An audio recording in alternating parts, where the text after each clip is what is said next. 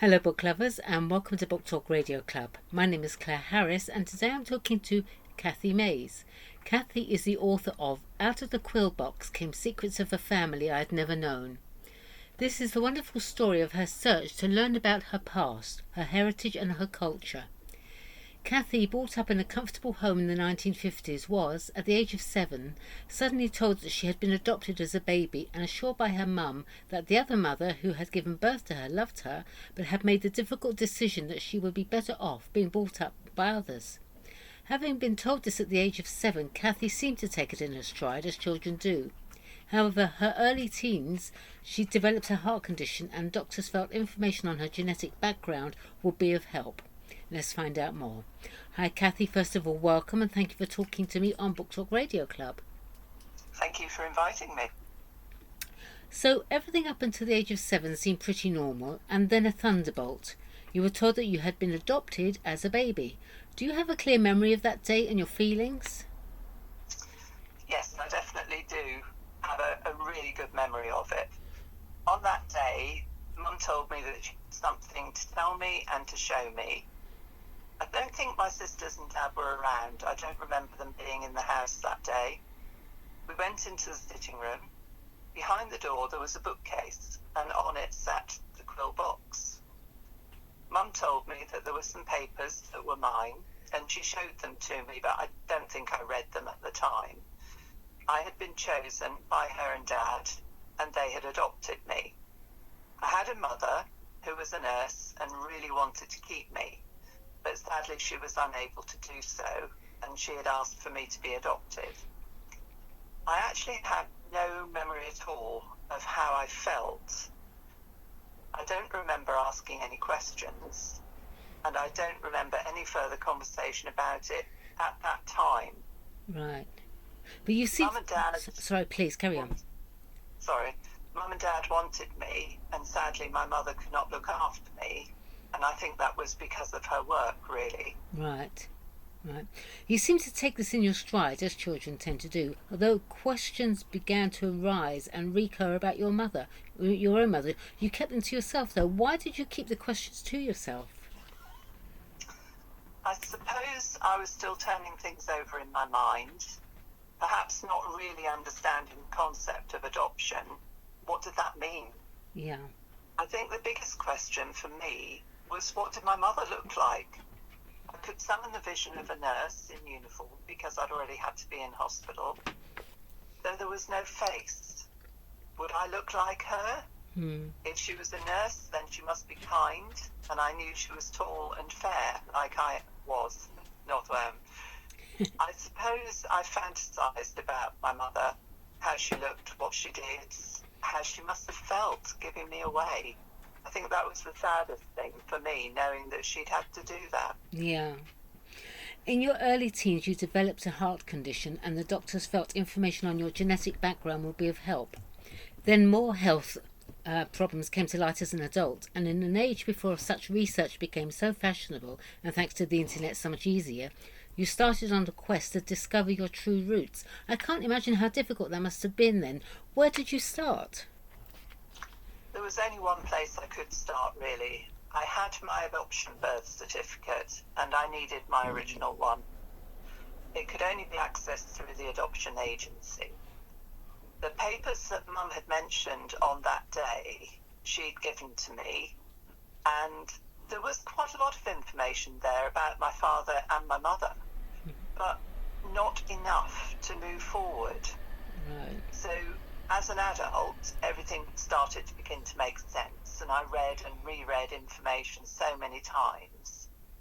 It was quite easy to access the birth certificate. It didn't help very much. I already knew my mother's name and age.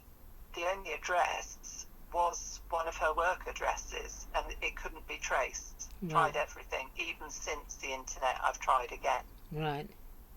What I was actually horrified about when I kept reading the papers was the letter to my mum and dad saying that there was a little girl for adoption and that they could go and visit the foster carers and meet her, and if they decided she was the right baby, they could take her home. Just like that? Just inform the office. Yeah, just like that. Wow. Mum and Dad had been through a really rigorous assessment to be adoptive parents, and they already had a little girl. But the thought that they could actually just turn up, collect me, and go was incredible. Absolutely. No thoughts, no thoughts about bonding or spending time together. Just up and go. It's amazing how things have changed. Well, thank goodness they have. Yeah, I mean, exactly. I was so lucky because Mum and Dad were wonderful. With my search, they offered to help me. The only difficulty with that was that they didn't actually know any more than they'd already told me. So the only thing I could do was to access all of the paperwork from the adoption services and the court. In order to receive that information, I was told I had to have counselling. Right. No way. I did not need counselling. But to my detriment, I actually wasted 10 years. So then I played the game, had the counselling, got the information. Your search resulted in the discovery of a large and vibrant extended family on your birth father's side, which was touched upon the Nuremberg trials. Tell us about your birth father and how the Nuremberg trials came into the story. Well, my dad was from Merseyside, and he was born in 1918. Left school at 13, got a job as a brickie, went to night school to continue his education. He was the eldest of 11 children. Wow. In 1939, with the beginning of the Second World War, he joined the King's Liverpool Regiment. He moved through the process of Fusiliers Infantry and then to Royal Armoured Corps. And in 1944, age 26, he was selected for Civil Affairs Mobilisation Training and was then posted to the Control Commission in Germany. Right. His role there has partially been redacted from his records because it was a fairly secret affair, a sort of James Bond situation, private secret police. Right. And their job was to actually bring people to trial for the war crimes. Yeah. His final role in Germany at the age of 27 was to act as an interpreter for the Nuremberg trials. He had a flair for languages, which presumably was why each of the individuals was chosen. Yeah. I just think that hearing what was said at those trials must have had such a huge impact on him. Oh, I bet it makes you go cold. Well, exactly, and it was so raw at the time. We know so much about it now that it's almost like people don't realise just how bad it was because we've kind of become accustomed to hearing about it. Yeah, absolutely. I can't imagine interpreting. They must have had to interpret and not even think about what the words were. Yeah, absolutely. Because I don't think they could have done it otherwise. You visited South Africa, didn't you, which was known to be your birth father's last home. Did you get to meet any of your birth relatives, as it were? No. Oh. As far as I know, there aren't any relatives in South Africa, at least not that I know of. My father had a little bit of a reputation of being a ladies' man, so the jury's out on that. I had been lucky enough to meet his second wife, my stepmother, and despite her dementia, she was able to give me the address where they'd lived and a photograph of the house. My children paid for my ticket to go because they thought I needed to find out as much as I possibly could and kind of give me some closure, I suppose. Yeah. And I wanted to know why he loved the country so much, why he decided to have citizenship there rather than come home. Right. And an old college friend came with me because obviously it wasn't sensible to do all this alone. Sure. And one thing that probably sounds very small, but to me was a huge thing, was being able to walk in his footsteps along the road to his house. Oh. And saw the area where he lived, where he worked, and the evidence of his work, because he was a cable engineer and supervised the laying of cables for telecommunications across Africa. Okay. Whilst living in Johannesburg. Wonderful. One of the chapters is titled "But for the Price of a Stamp." That sounds intriguing. What's that about? infuriating. On my adoption file, 3 addresses given. Mm. And I was told that 2 of them were for foster carers who I'd lived with. Mm. And the 3rd was likely to be a client where my mother had worked as a community nurse. Right. And that after all these years, it was unlikely anybody would remember her. So it wasn't worth writing. Yeah. And it wasn't until late 2018 when my daughter started helping me with the search. She said, "Mum, have you written to all these addresses?" And I said no and explained why. Yeah. And she said, "Oh, for goodness sake, just do it. Even if you don't hear anything back, you've done it." Yeah. So I did. And a few days later, I had a big A4 envelope arrive with photographs and a letter from my mother's first cousin. Wow. Who said she has always been waiting and knowing that one day she would hear from me. Oh, God. Sadly, I missed my mum by about 4 years. Oh, and you may have actually passed her in the streets of her hometown where you studied at university. Isn't life strange? That must have been hard for you to discover that fact. Very hard. It was, because I felt that I should have done more and that I could have made that happen. I was given a lot of information by my cousin. I found out that I knew that I was born in Exeter, but I found out that my mother had moved from there to Bath, right, and then returned to Exeter and lived and worked there for the rest of her life and through her retirement. And at the time, I spent about 6 years going to Exeter every week, doing a part-time master's degree. And the thought that I could actually have walked beside her was it just made me feel so angry with myself. Of course. It's understandable.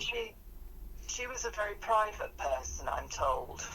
And having said goodbye to me so many years ago, it may actually have been really hard for her if I'd suddenly come back into her life. So I think you just have to be philosophical about these things. Yeah, I can see that. So, and tell me about the chapter titled St Olave's Home for Fallen Girls. Horrible name. Oh.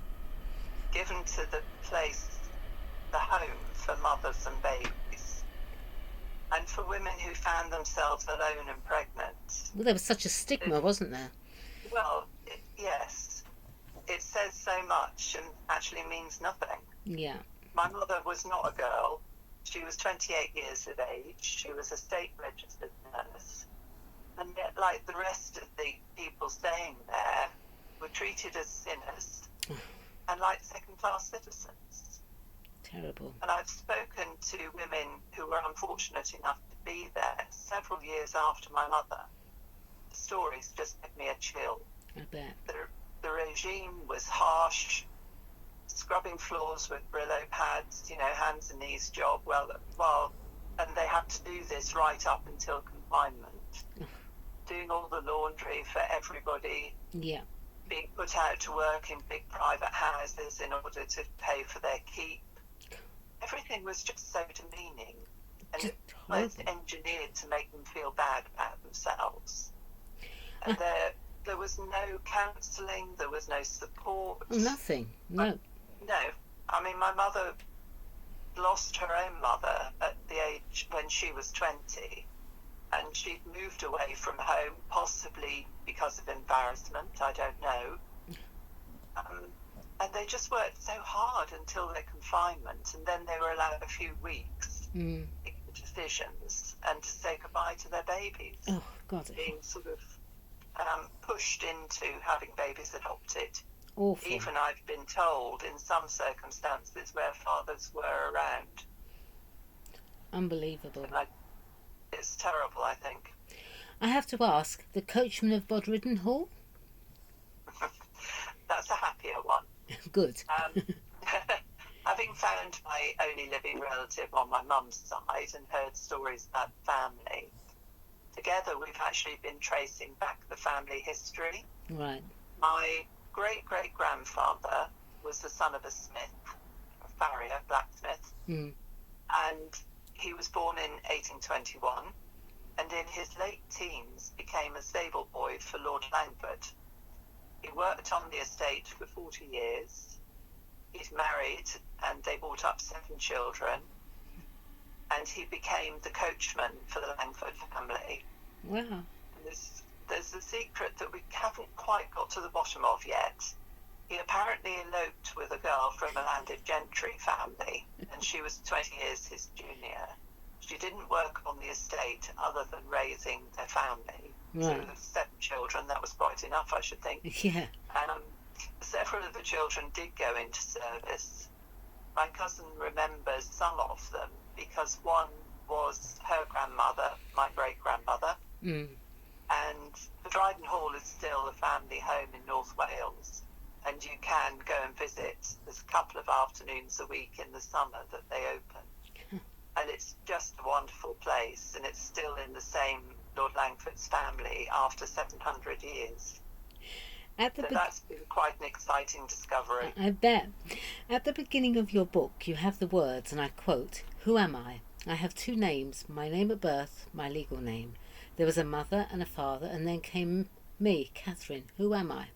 That just sends shivers down my spine. So at the end of your journey, you've discovered some pretty amazing stories and stuff about your birth family. Cathy, what would you say was the most memorable experience from your quest? I think there are a couple of things that stand out.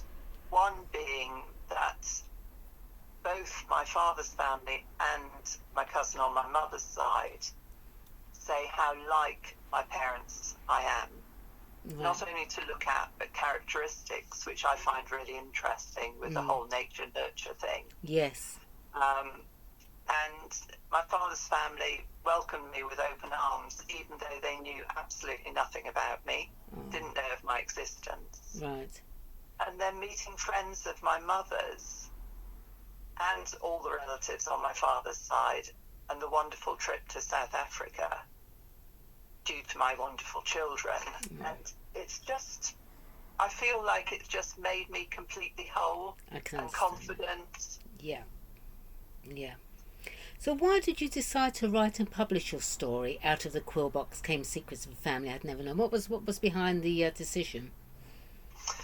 Well, initially, the story was told through several box files full of different birth certificates, adoption papers, court papers, notes on old envelopes, letters. And somehow it just didn't seem right for it to just be sitting in a box. And it's not only my story, but it's my children's story. Yeah. We're a close family, and they've always known that I was adopted. And I think health issues are incredibly important, and my story does touch on 1 or 2 things.